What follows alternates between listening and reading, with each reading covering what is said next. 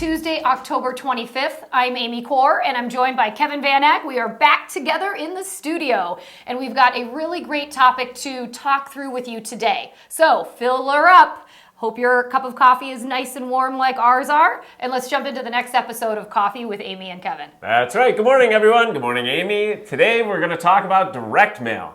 So direct mail is a topic right now, probably because you're business planning. And whether you've been using direct mail or not in the past year, if you have, you might be reconsidering how you've been using it and what the success is. We're going to talk about direct mail because while it is an old school tactic, there are reasons to continue doing it. And namely, it's the only way to guarantee that someone you are trying to get in front of, you can actually get in front of them. It's something that's tangible, they can hold, and it's something that allows you to make sure that they see your name, your company, and your face. So direct mail is still really effective. Today we're going to talk about how to switch it up though. Maybe continue doing what you're doing, but take another look, take a different perspective. And this really comes from a blog from 1000 Watt, specifically Brian Boero, who is a real estate marketing expert. He's helped brokerages and agents and teams, and he knows a lot. We read the blog and we thought this is a great topic to address, especially during business planning session, looking at 2023 and what your campaigns might look like. Yeah, I think it is a great reminder because I know so many agents always question, should I continue doing direct mail?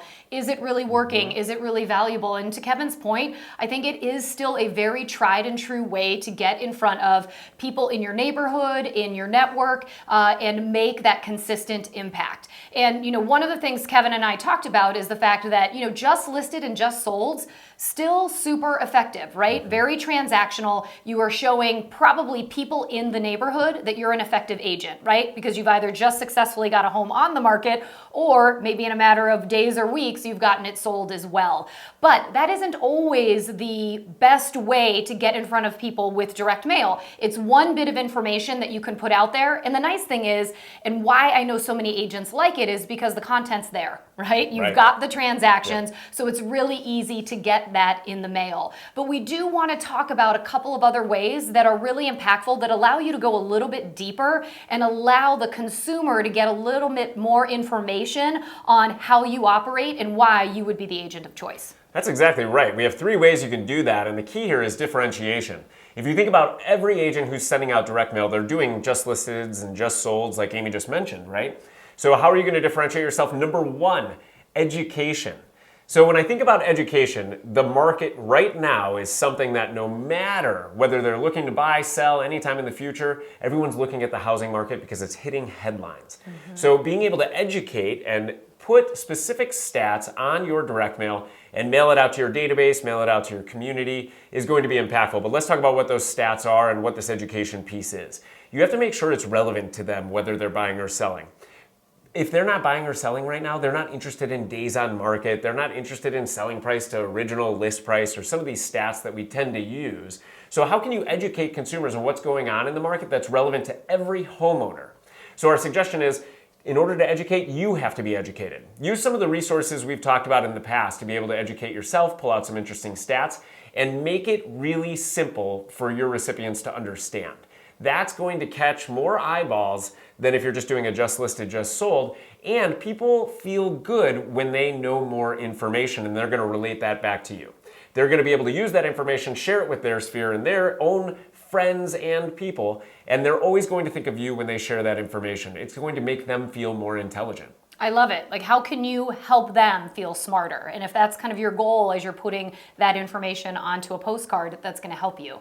I love it. The other thing that we want you to think about is using your testimonials, but make sure that you are telling a story when you are using those testimonials. We all have clients, and we have, oftentimes created great success for clients. And every client we have, though, has their own unique story situation where you basically took them from point A to point Z. And sometimes that process or that journey wasn't so easy, right? So I think if you can figure out, how do I tell the stories of success that I have created for my clients, that's going to really resonate when somebody picks up a postcard, because odds are that story is going to somehow resonate with them, right? Whether it was somebody who just listed and they were really worried about where they were going to go because the market is so tight and there weren't that many options. if you created success and you were able to, make that path really smooth for that client, that's a great story to share, because someone out there, when they're reading your postcard,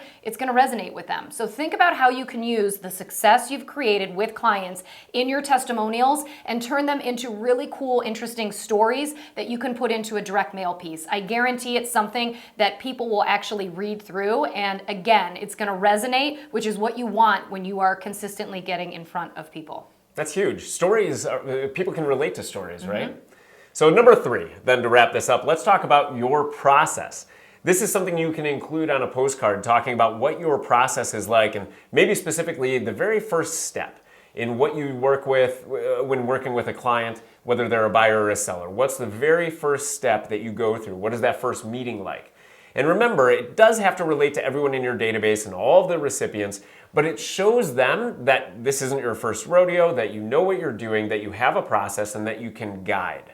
So when we talk about sharing your process, don't necessarily get into the nitty-gritty, but talk about what the first step is, and use, like Amy said, maybe a story in how you met for the very first time with a pair of clients, and then go into what that meeting was like and the success you created for them.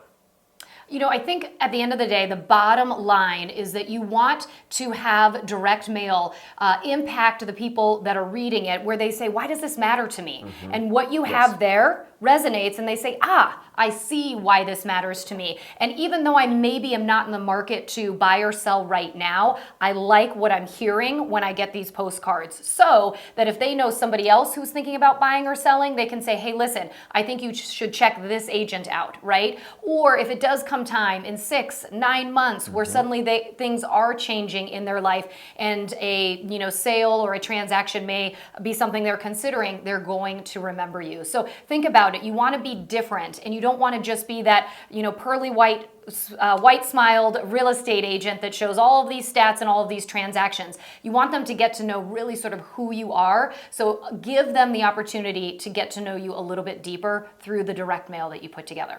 All right. Have an awesome day, and remember, you got this. And until we see you next week, make it a great day. You got this. What? Plot twist. I was like, wait, what do I normally say? Wait, what? Make it a great day. You got this.